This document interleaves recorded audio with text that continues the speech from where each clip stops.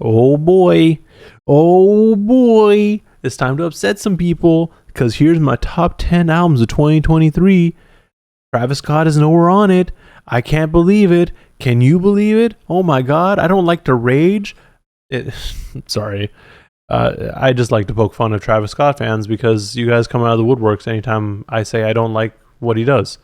That's okay though. Here's my top 10 albums of 2023. It's all hip hop, as per usual. Nothing too crazy, I would say. But, you know, I've sat with this list for about a week now, fully finalized it. And I think I feel good about it. But before I get into the list, remember, opinions are opinions. You are allowed to have your own opinion. I'm allowed to have my opinion.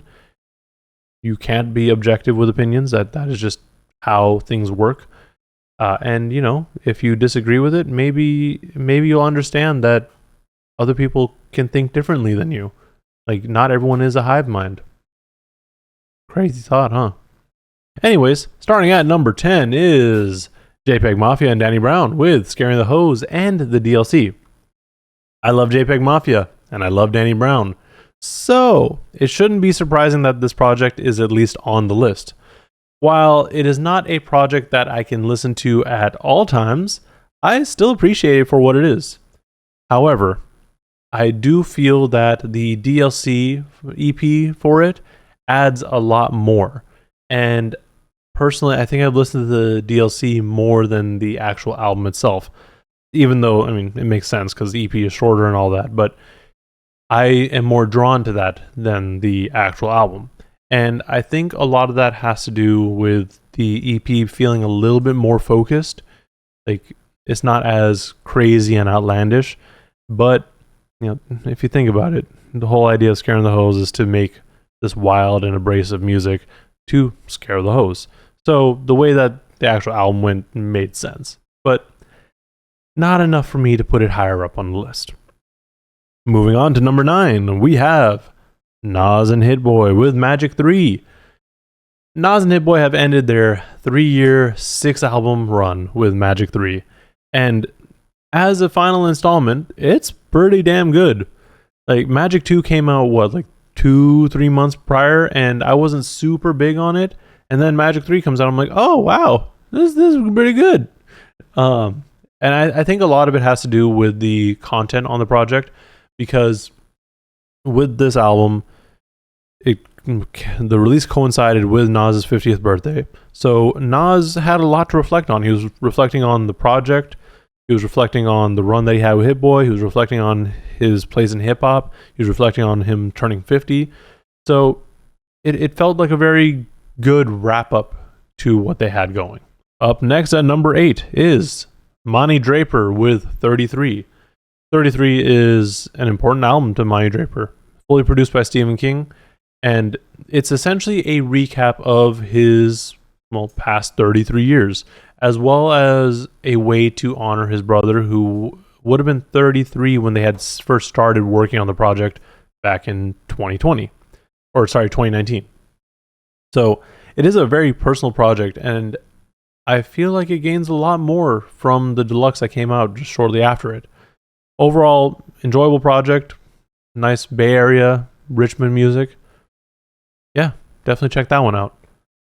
Now, at number 7, we have Ice Cold Bishop with Generational Curse.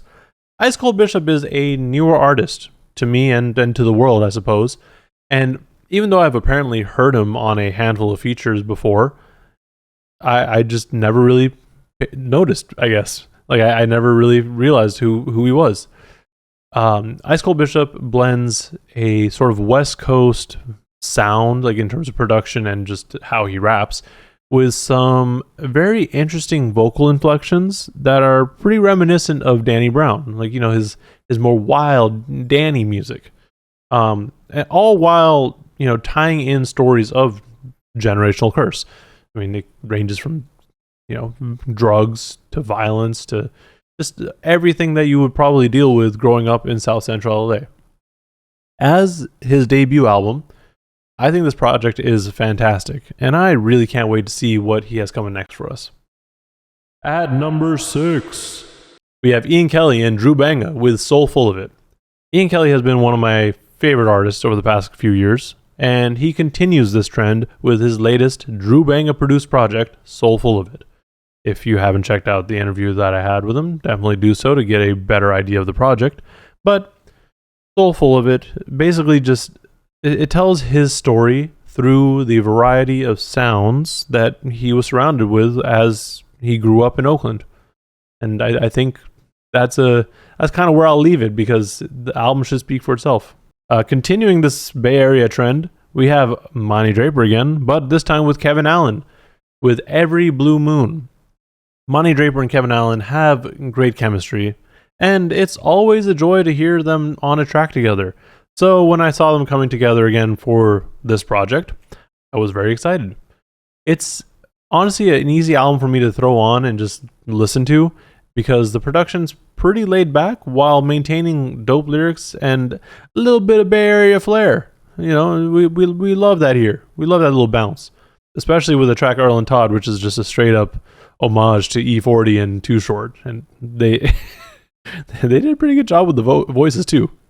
Moving on up to number 4 is Armen Hammer with We Buy Diabetic Test Strips. Billy Woods and Elucid unite once again for a great Armen Hammer tape. And while this one may not necessarily be as accessible as previous projects such as Haram, with, you know, its more wild and experimental production at time, I definitely felt like I enjoyed it more. The title of the project comes from those posters that you often see at intersections or freeway off-ramps, and it's a very on-the-nose commentary on capitalism and the healthcare system in America. So you could probably assume what they're going to be talking about throughout the project. But that's also probably not too surprising for anyone who's listened to them individually or as a group. Now, with this project, I will say that it is not for everybody, just like most of the albums on this list. Like this, though, it's a little more abrasive for sure, and kind of leans more into that whole scaring the hose stereotype. But it is still a very good rap album, and if you can get past the, I guess, abrasive production, I think that's really the main barrier of entry for a lot of people, as well as the way that Billy Woods delivers some of his lyrics. Like, I think you'll enjoy it. And at number 3, we have Mike with Burning Desire. Mike, man. Okay, this is the first album that I've really listened to from Mike, outside of, you know, a handful of features here and there. But he has been leading the way with this sort of lane of hip-hop, and I only just caught on. While this album has an overall concept and story to it with the whole mask carver, it does a really good job of not beating you over the head with it. Like, you know, some conceptual story-based albums are very much like, yes, every song ends with a skit or something that ties the whole album together, and we have to make sure that the listener knows that this is what the album is about. Like, it doesn't do that. Like, you can definitely listen to all these songs individually and still get something out of it, or in the context of the album and still get something out of it. And I think he did a really good job of it. I will say it is a little bit longer than some of the other albums that I listened to, but I think it was well worth it. Like, it was worth the extra length there. Pause? And at number 2, we have Billy Woods and Kenny Siegel with Maps. This should surprise no one, given that I have Armen Hammer on this list as well, and that Maps has been on damn near everyone's top lists. Like, there's a good reason for it, though. Billy Woods and Kenny Siegel have teamed up once again for a traveling sort of project that is maybe one of their more accessible ones to date. I mean, regarding the album, Billy Woods had said that Maps is a story of the road or roads, taken and untaken, of living the dream and dreaming of another life. It is an album about trying to find your way home after making your home wherever you lay your head. So, you know, besides the project itself being easier to listen to in terms of production than some of the other projects that he's put out, it's probably a lot easier for people to connect with. Like, you know, people travel, like whether it's for work or for pleasure or for whatever. Like, especially if you're in music, like you tour, you're away from home, or if you're just working a regular job, like you're gonna be out from the house every so often. You might have to travel, and eventually you find your way back home. And at number 1, we have Danny Brown with 40. When Danny Brown said that he was going to put out about 3 albums this year, I didn't expect him to actually do it. And I definitely didn't expect 40 to be one of them. This project has been teased for the past couple of years, and honestly, at this point, or before he had announced it, I kind of gave up on it. I thought, okay, well, he's not actually going to come out with this project. It's whatever. I mean, he was already past 40, so what is the sense of doing it? But, makes sense. This project releasing at, the same year as Scaring the Hose definitely shows the duality of Danny Brown pretty well. On one hand, he's able to make more wild, eccentric, crazy music like we saw with what him and Peggy did. But on the other hand, we have 40, where he's fully capable of making more introspective and reflective music. It was also important that this album was really concise. I don't remember exact runtime, but I want to say it was closer to 30 minutes. So, short album, easy to listen to. And, he got his point across. I don't think that there was really any track on here that could be thrown out. Like, the only track that I personally didn't really care for, like, in general, was Tantor. But even on the album, I was like, no, that's fine. I'm not going to say it needs to leave. Like, this album was good. And it's important that we have people like Danny Brown who know how to make more concise albums, because, we're in an age where we just keep getting these longer, bloated projects that really serve no purpose.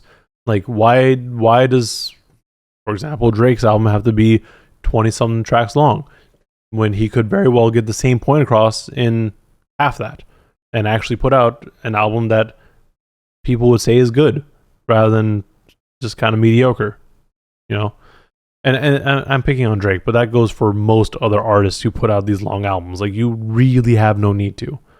Like, Anyways, after listening to this project some more, though, I don't necessarily anticipate that Danny Brown is going to continue down this trend where he's more introspective, more focused, all that. I feel like he wants to do maybe more of a mix of what he did with Scaring the Hose and this.